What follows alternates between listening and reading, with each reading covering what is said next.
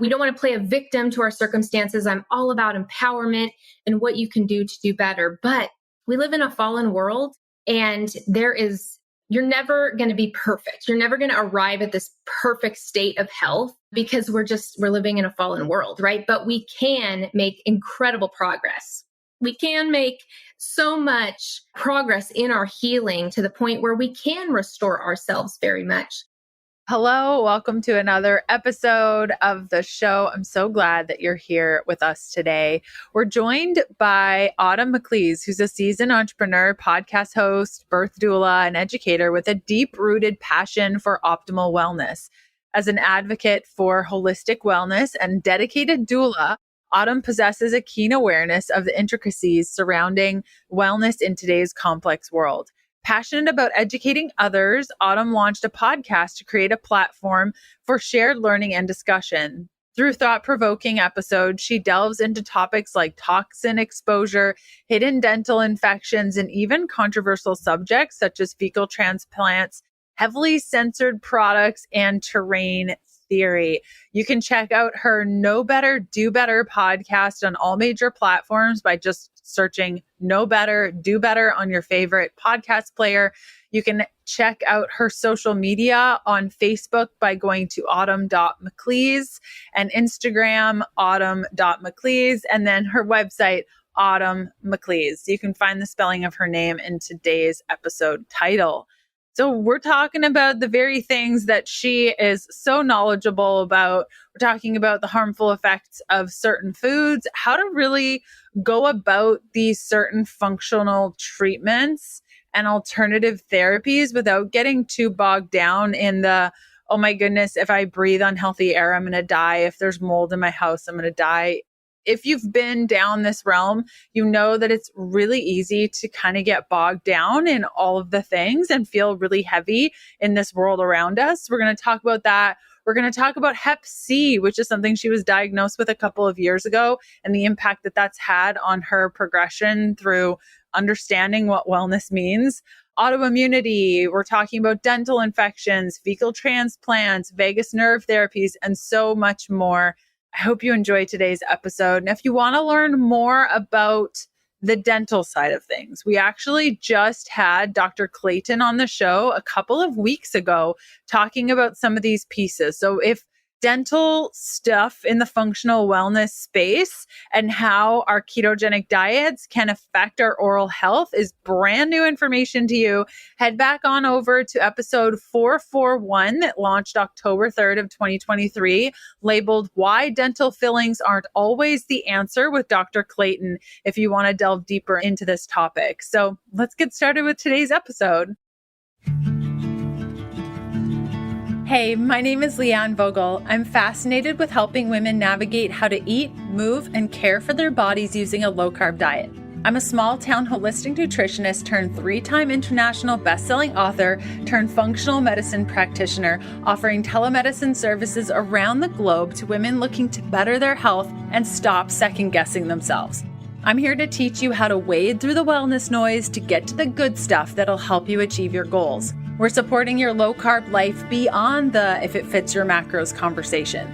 Hormones, emotions, relationship to your body, workouts, letdowns, motivation, blood work, detoxing, metabolism. I'm providing the tools to put your motivation into action. Think of it like quality time with your bestie mixed with a little med school so you're empowered at your next doctor visit.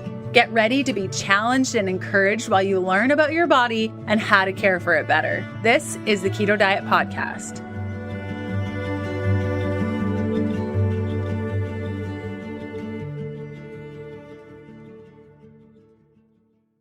Hey, Autumn, how's it going? Hey, girl, it's so good to see you. I'm so glad we get to hang out today and talk about you. It's going to be great. I am so excited to be here and share my story with you. Cool. Well, I like to ask all guests that come on the show, what lights you up? Why do you do what you do? What keeps you going? What keeps you fueled? Tell us more about you.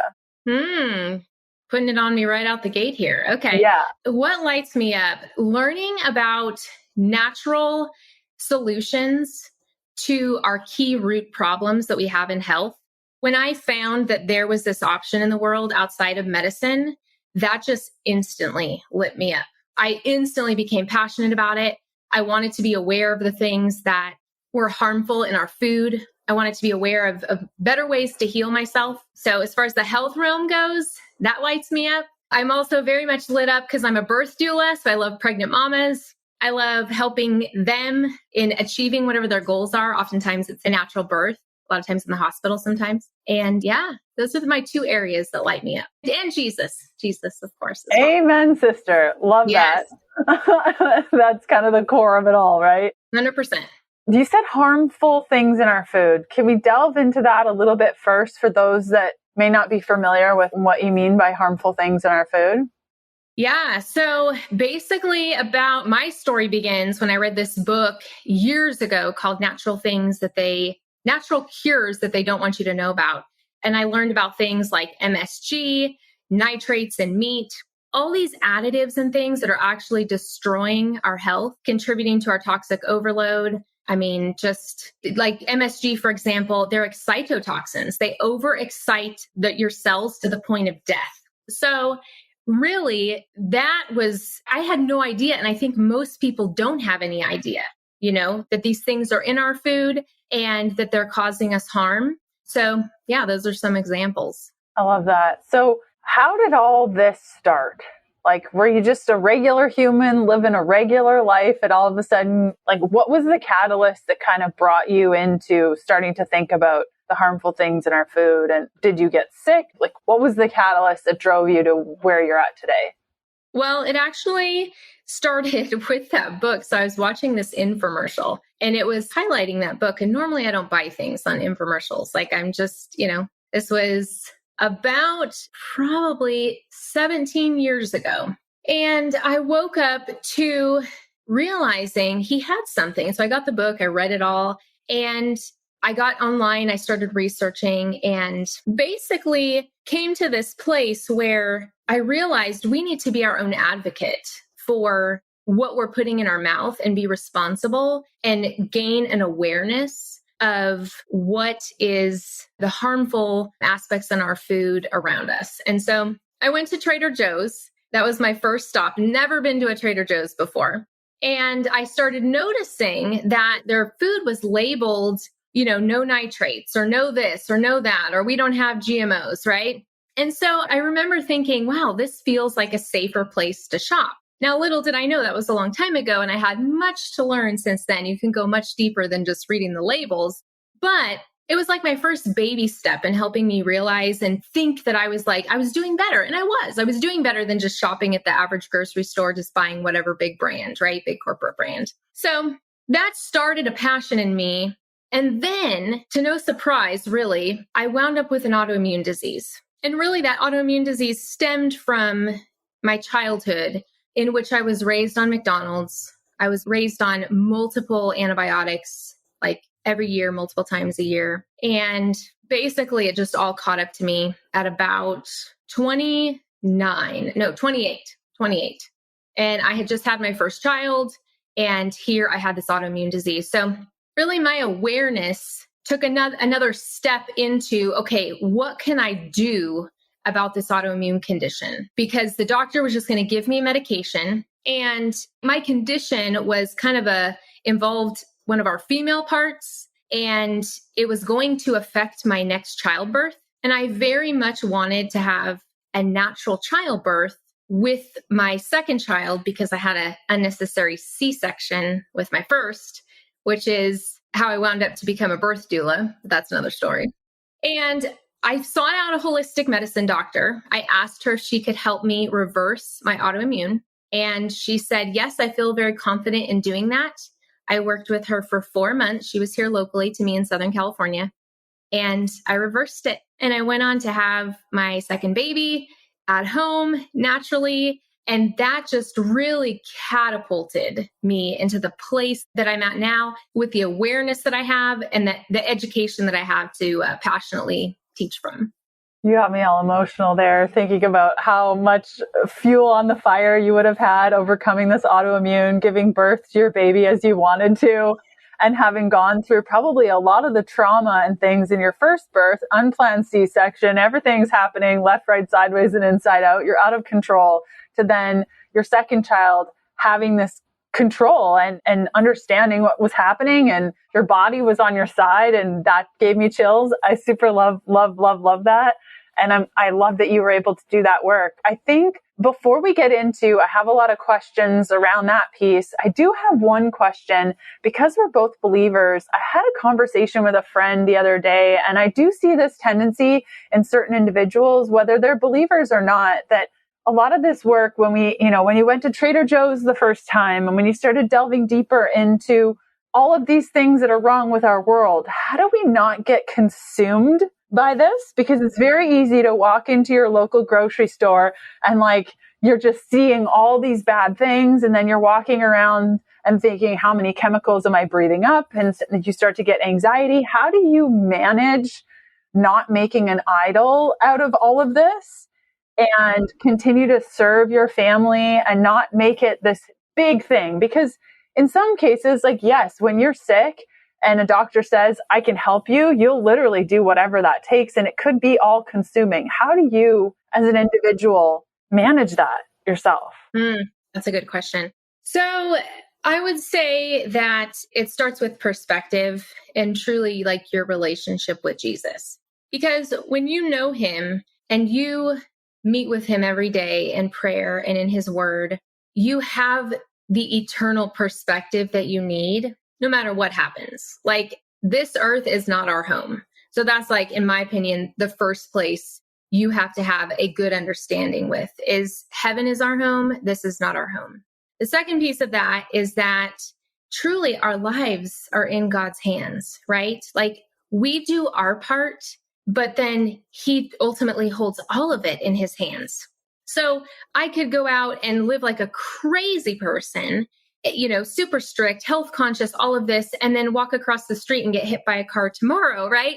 So I feel like it's all in perspective where we have to do our part. I'm not negating the fact that, we don't want to play a victim to our circumstances. I'm all about empowerment and what you can do to do better. But we live in a fallen world, and you're never going to be perfect. You're never going to arrive at this perfect state of health because we're living in a fallen world, right? But we can make incredible progress. We can make so much progress in our healing to the point where we can restore ourselves very much to that place. But it just, for me, goes back to perspective. And, you got to live a little bit too, right? I mean, do I bend the rules occasionally and splurge here and there with things? Sure. Yeah. But definitely when I have a diagnosis, I am in I have my game head on. What's that slogan? I'm terrible with sports, so I know nothing.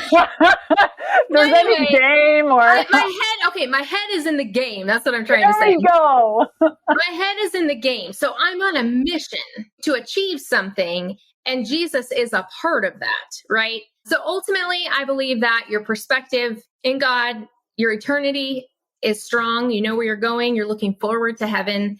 And then at the same time, but you want to live here. You want to live your best life. You want to live healthy. And so just knowing that you're going to do your best, and you just got to give God the rest. Yes. It's really that desire. When I think about it, it's I desire to glorify God through my body, understanding that I'm doing my part, but ultimately I will never win and be perfect in this world.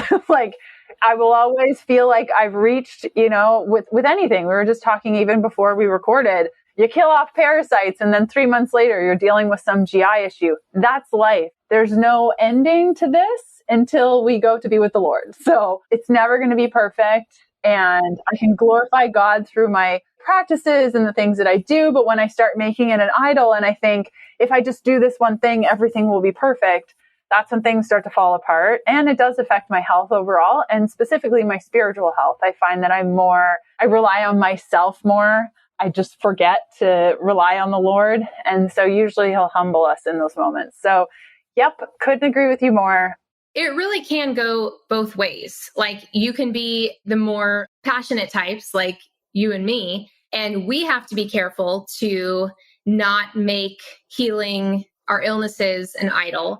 And then at the other end of the spectrum, the average American can be living in a place where food and junk food and all these things that they thrive off of, quote, thrive off of, is their idol. So if they were to move over to here, they would have to break their idol. And then for us extra healthy, passionate people, we have to be careful to, keep our perspective in place. So anyway, I just thought that was completely. Always checking your heart, always seeing where those sticky bits are. Couldn't agree with you more.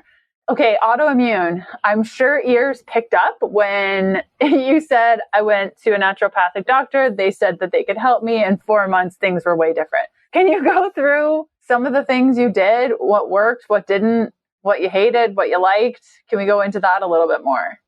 Yeah, it's pretty simple. When I was diagnosed, I sought out this functional medicine practitioner, and she took a look at my blood work. She said, your blood work is like I think it's what my ANA levels and some other things were like equivalent to someone with lupus, but I didn't have the symptoms of lupus and not all the markers were matching up for lupus, but I had major stuff going on. And so she's like, you're a canary in a coal mine. We've got to jump on this right now. So essentially, she looked at my blood work. She gave me supplements according to what my blood work said my body needed. And she put me on a diet, which essentially involved, if I'm going to be simplistic about it, no dairy, no gluten. And it actually started off with the Candida diet. And so I just stuck to that for those months and literally watched my situation reverse within that time frame. And by the end of the 4 months, my levels and my blood work were basically normal. They were just almost there, just a matter of points away from normal. And so she gave me the green light to go ahead and start looking at having baby number 2. So that was an amazing, very powerful, empowering journey. And that's really what kicked off. Wow, like our bodies are truly made to heal when we give them the things that they need. Because clearly my lifestyle at the time was not conducive to supporting these areas. Otherwise, I would not have been in the place that I was in. My eating, I had different nutritional deficiencies. My body had my nutrition had gaps in it that it needed help with. And so that's the beautiful thing of seeing a functional medicine practitioner, such as yourself, that we can get a glimpse into our health that just mainstream medicine really doesn't give us, because my doctor offered no such help or information other than here's a drug, have a nice life. I don't know why you have this. We don't know what you do about it. So have a nice life. How different would your life be had you gone down that path? I know so many of the clients that I work with went down that path, and 15, 20 years later, they're like, okay, the path sucks. I need a different path. And I think that's what fuels me every day. Like the reason I get up, the reason I do what I do is to try to get those individuals thinking, wait a minute, there could be another way forward. I don't want to know. I would be in a world of hurt. And I would just say that because it had to deal with, like I said, female parts, my marriage would have been suffering. I would not have had that natural home birth that I so desperately wanted. And I would not be a birth doula. And therefore, I would have not been able to have helped women for over 10 years now accomplish the birth that they want, help save women from unnecessary C-sections, help women birth at home. So really, even though my story on that side of the coin involved a C-section for me at first, and then, this home birth, I really feel like, God used that experience to open my eyes and then allow it to fuel me into this newfound passion that I have really seen God's hand in that aspect of my life in certain births where we've actually prayed and seen miracles happen. So yeah, I don't even want to know, but I'm so glad that I listened and that I went for it. And I just, gathered the grit and the determination and said, okay, I'm going to do this. I'm going to see what this holistic doctor can do for me. I'm going to follow every word that she says. I believe that God made our bodies to heal. And so I'm going to trust that. And I'm going to go and do my due diligence and my part of tackling this situation. It was January 2023 and I wasn't pooping daily. Yes, we're talking about poop because all of us got to do it and some of us have a really hard time doing it. And so I've always rotated probiotics and prebiotics and tried to get the perfect formula. And sometimes I win and sometimes the winning lasts like a couple weeks. And then I just go back to being more on the edge of constipation than anything. So when I was approached to try DS-01, which is a daily synbiotic, a combination of probiotic and prebiotic, I was sent a month's worth and I just thought, I'll try it. It'll probably suck. After 5 days of introduction, I pooped 4 days in a row. So I set up a monthly subscription and I have not missed a bowel movement yet. Not even when I travel, no matter where I go and what I do, as long as I take Seed's DS-01 Daily Synbiotic in the morning, 2 capsules with water, I'm good to go every single day. It's a non-negotiable for me. I haven't missed a day since it started helping me with my regularity. If you are looking for something to just work, this could be it for you. Go to seed.com/KDP. Use the code KDP to redeem 25% off your first order of Seed's DS-01 Daily Synbiotic. That's seed.com/KDP and use the code KDP. I love that. I had a pastor recently tell me that what we think of as miracles is just God's grace. And when you start to just think of it that way, it's like God is so incredibly fantastical that the things that we think are miracles are just his grace. Absolutely. That is it. Like, it's just incredible. It's just incredible. Okay. So you went through all the things, you overcame autoimmune, you had this second child, and then you became a birth doula. What was going on with your health then? Was it just smooth sailing all the way to now, or what were kind of the bumps in the road next? Yeah, I mean, you could say for the most part, no real health complaints. I'm very proactive. I keep tabs on my health. I get yearly blood work. I started to get this, I don't know if you've heard about it. It's from American Metabolic Laboratories. And it's like this cancer profile that when I met this holistic medicine doctor that has a cancer center in Irvine, she does this test and she says it's a great way to kind of keep tabs to find if you ever have cancer starting to brew. So I decided, okay, every couple of years as I get older, I'll start to do that because I'm just the proactive type. I want to know if there's something brewing that I can jump in and tackle. So, but other than that, no real health complaints. Life was for the most part smooth. I mean, I did have some occasional fatigue, which kind of leads me into my diagnosis. But I didn't think anything of it because occasionally we all have some fatigue. We're not going to be 100% all the time, but it did become a little bit more extreme. Never thought anything of it.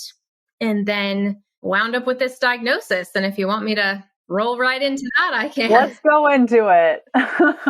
So, like I said, getting yearly blood work with our local functional medicine doctor that helped me reverse that autoimmune. So she's seen me for many years. And she looks at my blood work this one day, there to get my results. And she says, Autumn, what is the matter with your liver?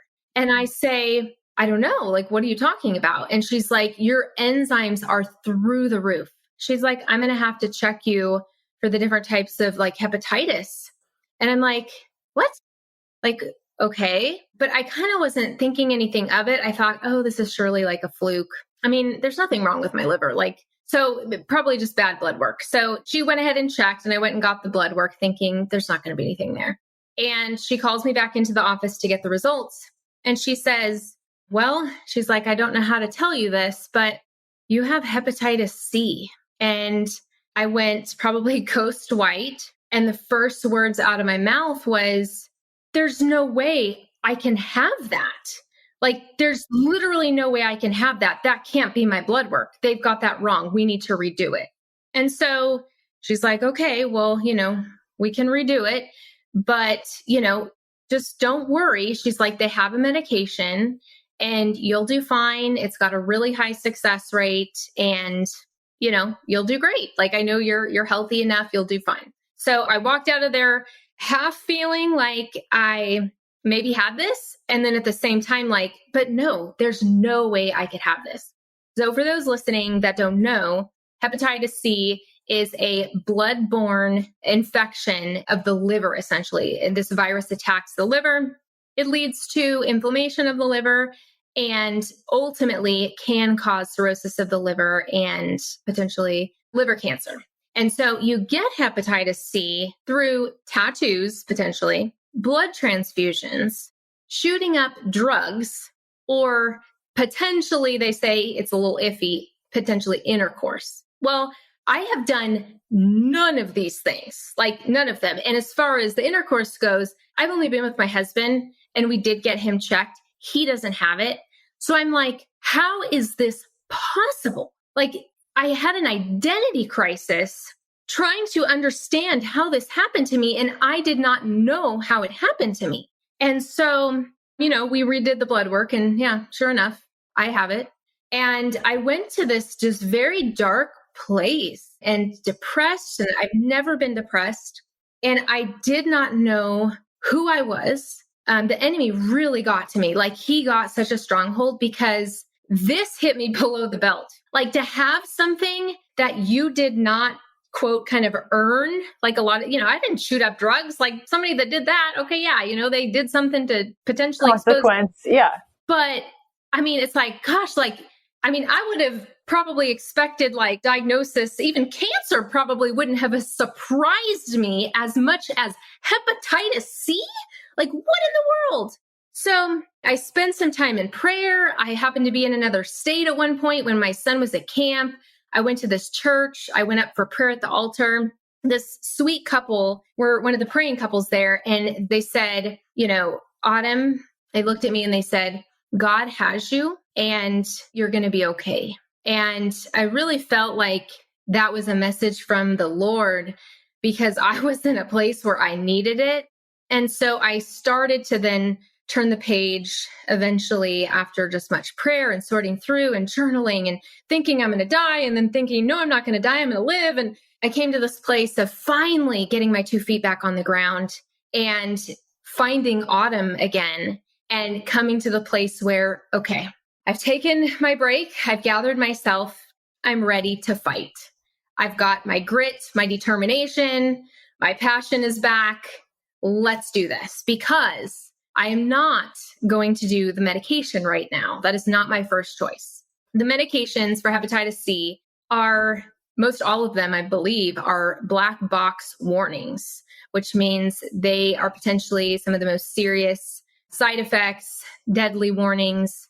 So here I am starting off on this path. Mind you, okay, so they say 1% of the population potentially has hepatitis C. Now, there's likely more than 1% because people don't know that they have it. So I had no symptoms other than a little bit of fatigue. And symptoms can include, fatigue, low-grade fever, jaundice. That's obviously kind of a given, but I've never had any jaundice either, surprisingly. Loss of appetite, nausea, vomiting. But people get these symptoms and, hepatitis C doesn't come up first in their mind. So one of the first things I did was I caught in a Facebook group for hepatitis C.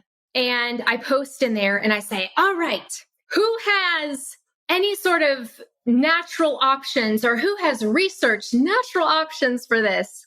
And complete silence. Nobody says anything. It's just, well, you just take the drugs. We just took the drugs. We're great. We just took the drugs. So, and I just got looking through all the posts and I'm like, this isn't even my crowd of people. Like, I'm just like, man, I can't relate to anybody. And so that was another moment. And then I started researching and I'm like, there is such little information out there for hepatitis C. I mean, there's just this basic information. It's only been around since 1989 was the discovery of it. So as I was researching, I could not find the information that I would have hoped to find. You can find more on cancer. You can find more on HIV than you can on hepatitis C. I'm like, okay, Lord, oh my gosh, like this is crazy, right? Like, and I'm calling all these holistic clinics all over the US, calling up doctors' offices. Have you helped hepatitis C?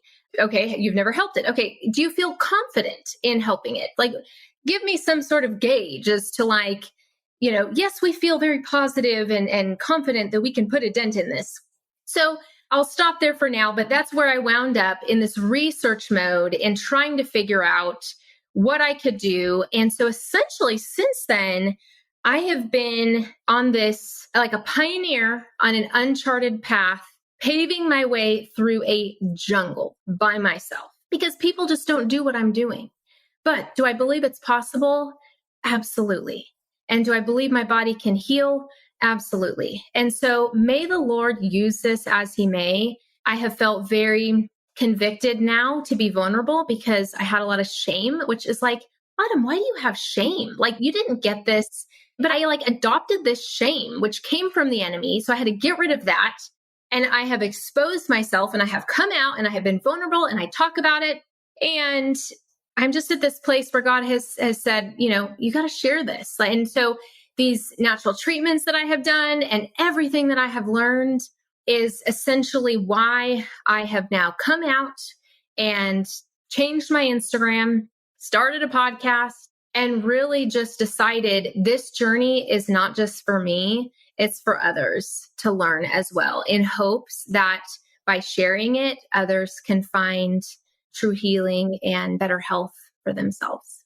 Isn't it true that we go through shame? I remember I was at a retreat many, many years ago, still suffering through an eating disorder. And I mentioned that I had been struggling through this and people just started treating me differently. And it just sucked. And that experience really stuck with me to the point where I stopped telling people that I was struggling through it. I didn't talk about it on the blog for years because I was shameful. Even when I was recovered, I was like, I'm not going to go there. So yeah, I've heard this time and time again. And it's always so much better to use those experiences to help others. And I love that you're sharing this. And I know that there are individuals that may not have Hep C, but can benefit not only from some of the tools we're going to talk about and what you experience, but also just that dark night of the soul that you experience that I think all of us do when we're hit with something that we weren't expecting, usually with our health. And health issues are gnarly. Like I've had many clients say, I would rather go through XYZ than deal with any more health issues because it just rocks you. And so I'm hopeful that through you sharing your experience, not only through the tools, but also in the hope that's provided through just you living and trying your best, is a lot of things that people just don't have when they're in the depths of despair, really, when dealing with a health complication. Okay, so you go on this Facebook group, there's literally no one there that's your people. Hep C isn't a really common thing. And so what were some of the first therapies that you researched and you wanted to do, and how did those work out for you? So I started with some typical IV therapies that are known to target viruses and essentially cleanse the blood and boost the immune system. And so those involved vitamin C IVs, hydrogen peroxide, which I had no idea you could put hydrogen peroxide in your blood, but you can. And a treatment called UVBI, which is ultraviolet blood irradiation. And that's essentially where they oxygenate. Well, first they send your blood through this UV light machine, which is supposed to, destroy viruses and fungi and bacteria. And then it goes into a bag and they oxygenate it, which is incredible. Ozone is an incredible treatment for any and all, as well as vitamin C and hydrogen peroxide. And after they oxygenate it, then they send it back through the light and back into you. So I did that. And a lot of these treatments have, a multitude of benefits for all different types of illness and disease. So I would say pretty much everything that I mentioned, there's a chance that no matter what you're going through, obviously call and discuss it with a practitioner first, but there's a really good chance that these things could be beneficial, or maybe just me mentioning it leads you into research to look more into it and see if it might be helpful for you. But I do want to say and preface this, that these treatments that I have experienced, I have still not arrived. I'm still in the jungle, right? These treatments have brought about amazing benefits to my health. They have, bettered my health in various ways. And at the same time, we have seen some of these treatments decrease my liver enzymes. Some of them decrease my viral load. And then some of them have been detoxing to the body. And because the liver bears the burden of detox, sometimes it has done the exact opposite and it has shot my liver enzymes up. So that has been one of the curious aspects of this journey. Is a lot of these practitioners, like, they don't know what to expect either. Like, they're walking through this with me and we're kind of figuring it out as we go. So I just feel like these treatments have been great and beneficial in their own ways in just general health. But as far as them targeting, for me particularly, I'm not quite there yet, but you might ask me at some point some of the things that I'm moving into in the future for treatment that are really cool. One of them involves a fecal transplant, but we can get to that later. Anyway, so I did IVs. I did this oscillator machine, which involves voltage and frequency, which ultimately helps heal the cells through revitalization and can also deal with bad microbes and destroying them. Another practitioner I saw, which I feel like was a monumental point in my journey, just from what I learned from this man. He's in Missouri, and he was a mainstream medical doctor that went holistic, and he has a center now. He's written numerous books, scientific articles, all sorts of things backing this information. So he deals with 4 aspects of health, 3 of them in which I believe you also deal with, and that is heavy metals, yeast, mold, those types of things, parasites, and the 4th one is hidden dental infections. And that one really blew my mind because I did not know that that was even a thing. And I had a friend she saw him, which is how I found out about him. And she was battling lymphoma naturally. And he found this hidden infection in her cavitation from when she got her wisdom teeth removed, when she was a teenager. And she went to see this doctor in Oregon, which, oh my gosh, you should totally have on Dr. Blodgett. He's on Instagram and he is just the most phenomenal dentist. He's like a biological dentist times 10. I mean, he has incredible awareness of health and what can be lurking. And anyway, so this doctor that I saw, he tests your teeth bioenergetically to see if there's any problems. And then he refers to Dr. Blodgett, in which Dr. Blodgett does secondary testing. And if they find something, they, remove it, they deal with it. So they had to, kind of dig out her cavitation and they fill it back with some sort of like your own blood serum so that the body doesn't reject it. It's not anything toxic.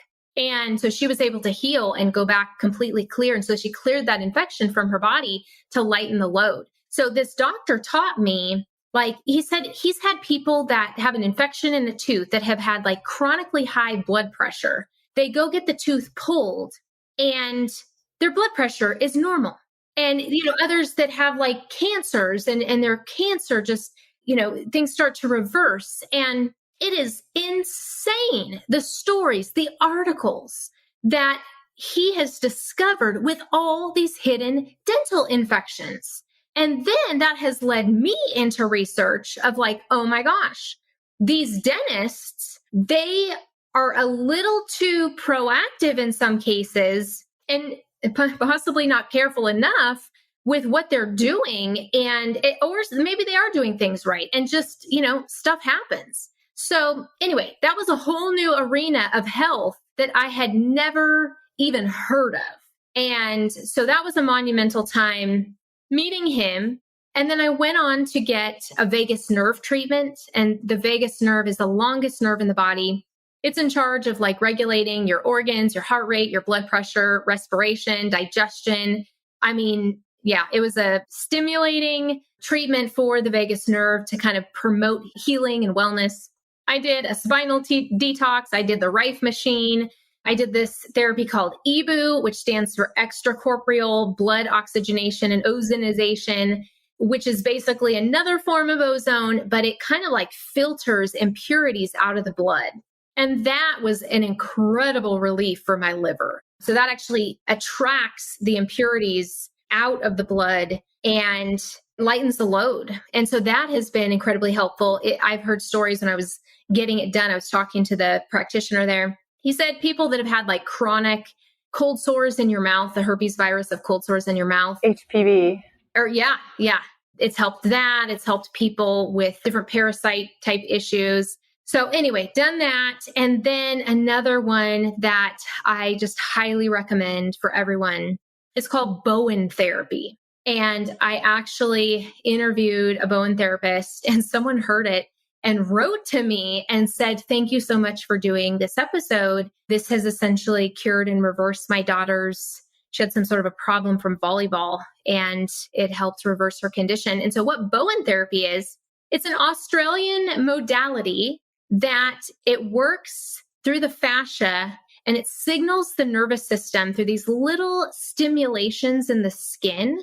And it can help like alter pain signals and stimulate the nervous system to heal, all while, dealing with lymph as well. It's very light, and, it's kind of comical because it doesn't really feel like they're even doing much of anything. But if you Google Bowen therapy and you look up, I think his name was Ozzy, it's a fascinating, amazing treatment. And so that ended up helping my viral load and my liver as well. It brought it down significantly. And so go check it out. It's truly an amazing treatment. So those are just like some of my favorites in the last 2 years, with still more to come as we look at, continuing to conquer this ultimately.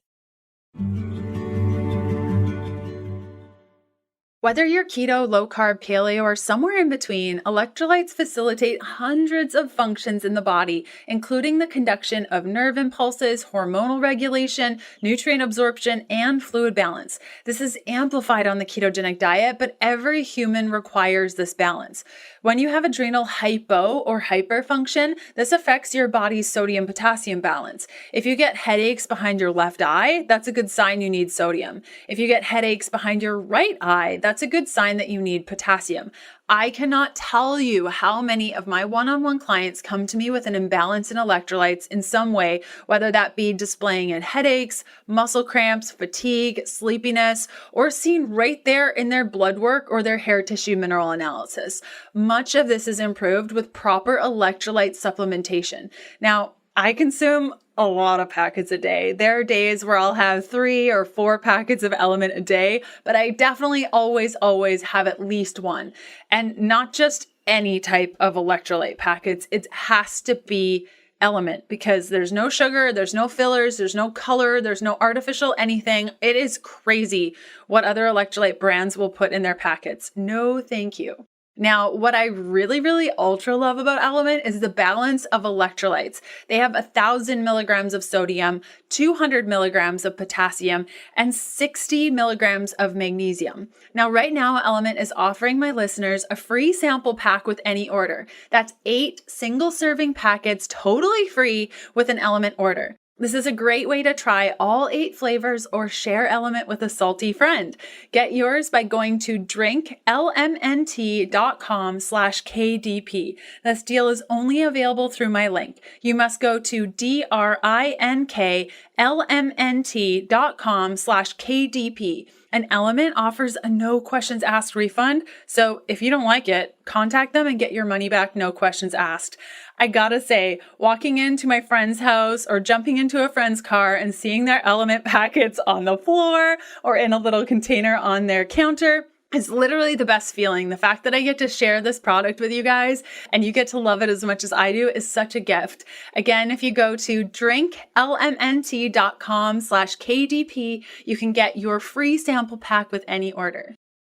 Yes, I've started working a lot more on dental infections and dental issues. That's kind of how I got into the root cause work initially, way back when my husband was diagnosed with mercury toxicity back in like 2000, I think that was like 2014.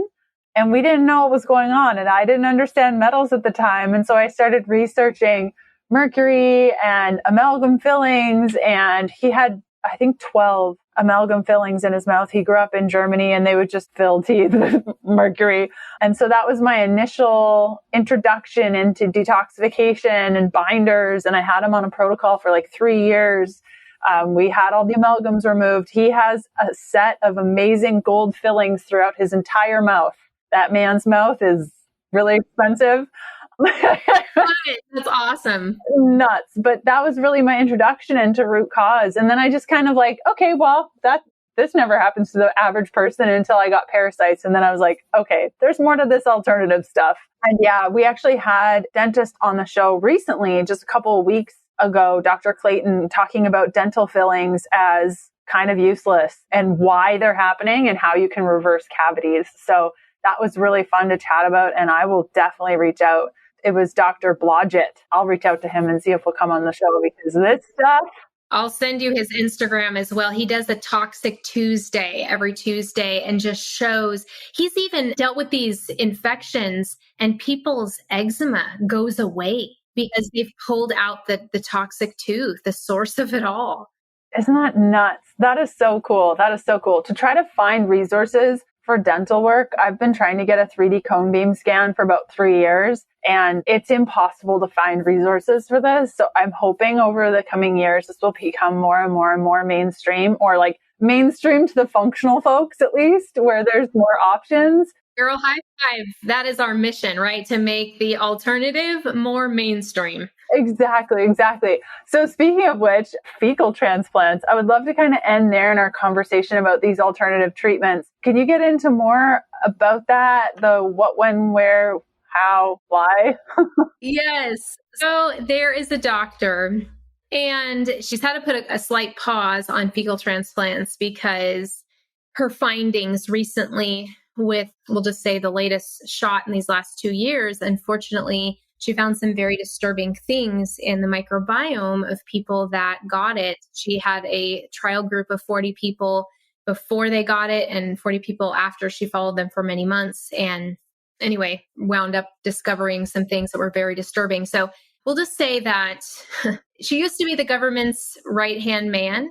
The FDA, she did over 300 clinical trials for them. She's been a gastroenterologist for over 30 plus years. And so she's having to put a little pause to it. So as soon as she can start it back up, I will likely be getting that. But she has her own lab in LA. She's a very well-known doctor. And she has a book that's hilarious. Because she's done fecal transplants for so long, she wrote a book about it. And the book is called Let's Talk Shit. I just thought it was the funniest name for the book. So she has done these fecal transplants. And obviously we know that they're helpful for people with C. diff and, different types of conditions. I've, heard some holistic doctors talk about how they can be incredibly helpful for people with cancer and just other conditions.